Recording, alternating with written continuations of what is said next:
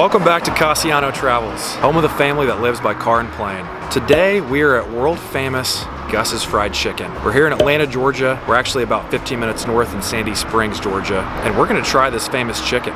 All right, so you'll notice that Christine and Cash aren't with me again today. As a reminder, I'm on a Southeast tour. I started in Oklahoma City, went down to Dallas, went to Shreveport, ended up in Birmingham, Alabama last night. Right now I'm in Atlanta, as I mentioned, and then tonight I'll be in Charlotte, North Carolina. And once that's over, I'm gonna be making my way back to Oklahoma City, a different route. So I'll be going through Tennessee, Arkansas. I got a long trip ahead of me. So while I'm out here, I'm gonna do my best to stop off at some of the coolest restaurants, some of the most famous places you can think of. And I'm gonna try them out and I'm gonna review it and let you guys know, is it worth visiting or not? So as we said, we're here today at Gus's Fried Chicken. Now the story behind this is really cool. It was founded in the 1960s at one location by a guy named Na Vanderbilt and his wife, Miss Maggie, in a small town called Mason, Tennessee. Now they used to serve fried chicken out of the back of a shop, and it became so famous with the locals that people begged them to open up a restaurant that you could actually go in and sit at and eat. Now they didn't come from wealth and they didn't have the means to build a restaurant. So all the fans, all the locals of their little hidden gem helped them with the finances. And I believe he was a carpenter as well. So they built the shop from scratch and put a brick and mortar location right there in Mason, Tennessee. So the official launch date was 1973 when it finally became a brick and mortar restaurant. Now they had been selling it for years prior, but that was when the restaurant was built. And they actually called it Maggie's Short Orders, named after the wife. Now in 1984, when Na and Maggie both had passed, their son, Gus, renamed it to Gus's Fried Chicken, and it took off. One lady in particular is a big part of the store. Her name is Wendy, and she was a big fan of this location out in Mason, Tennessee. So much so that she would drive in from 40 minutes away to eat it a couple times a week. Then she started bussing tables, serving tables on the weekends. Then she became a fry cook, learned the recipe and all the hidden secrets behind the joint, and she pretty much pioneered this thing into what it is today. So as of this current video, there are 31 locations across the US and they're growing. At the moment, because of the popularity, they have paused expansion for the time being, but I have no doubt this thing will continue to grow and grow and grow. So check out their website and see if they have one near you. There's a chance there might be one. So right off the bat, this looks phenomenal. I'm a big fried chicken guy. I've mentioned that in some of the videos prior. Doesn't matter what the style is, but fried chicken just has a special place in my heart. So I have high regards for it, and we're gonna rate this very truthfully and honestly. I know one thing that sticks out about how this place is different is they actually marinate the chicken in some type of hot sauce marinade overnight, so it gives it that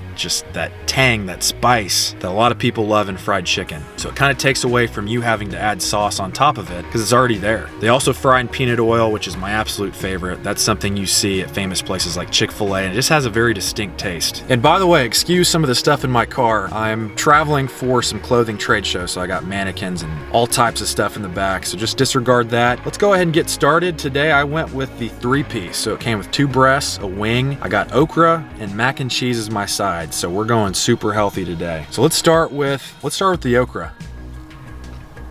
It's good. Okra's okra. You really can't mess it up. It's one of those things, I don't know if I've ever had bad okra before. You know, you cut it up, you batter it, you deep fry it, put a little salt on it.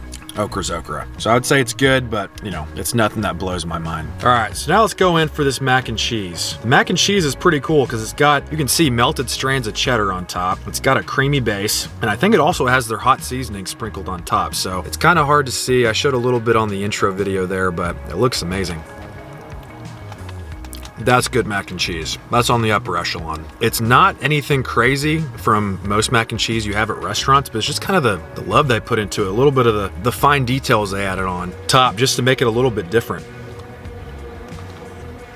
That was really good. So now for the star of the show, the chicken. That's what everybody wants to see me rate, so we're gonna go on in for that bad boy right now. It's been steamed out a little bit in the styrofoam box, so I don't think it's gonna be as crispy as it would be had I been eating it in stores, so I'm not gonna give it that knock prior, but let's go ahead and bite in.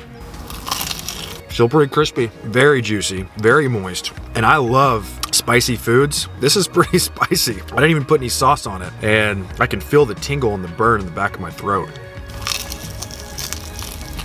This is upper echelon. It's weird because it has kind of that, you know, Nashville hot chicken vibes, because you're getting fried chicken. It's crispy, it's juicy, it's got that spice on top. So the flavor profile fits it, but it's totally different. Because with Nashville hot chicken, they're putting that spice and that hot oil on top of the chicken. With this one, it's marinated in it. So it's coming right out of the chicken. The skin itself isn't super spicy. I'm sure there's a little bit of seasoning on here, but it's mainly all coming from the moist, juicy white meat. So good. So as always, we review on two things when we're doing these restaurant reviews, and that is taste and that's visual appeal. It's not super expensive. You're not going to break the bank. And so I personally didn't expect a lot from the visual appeal for it being a fast serve restaurant for fried chicken. But I gotta say, when I opened up the box, the chicken looked immaculate. It looked like something you'd see in a magazine. Okra's okra. That always looks fine. The mac and cheese, very good looking. Very appealing. So it all looked really good. Taste is phenomenal. Like I said, this is upper echelon. Outside of okra, just being okra, I have no knocks on this at all. The chicken is probably top 2, top 3 I've ever had in my life. The mac and cheese is up there. I mean, this is Southern comfort foods. Am I gonna feel good later? Probably not, but I feel good right now. So putting visual appeal and the taste together, I'm gonna give this a 9.1. 9.1 out of 10 for Gus's Fried Chicken. This is upper echelon fried chicken. I'm not really sure where I'm gonna find a place that just truthfully beats this without a thin margin. Very good. Check out the website, see if there's a location near you. Thank you guys as always for watching. Continue to watch the rest of my tour. I'm gonna be videoing a few places here and there throughout the Southeast on this trip and on my journey back home. Stay safe out there.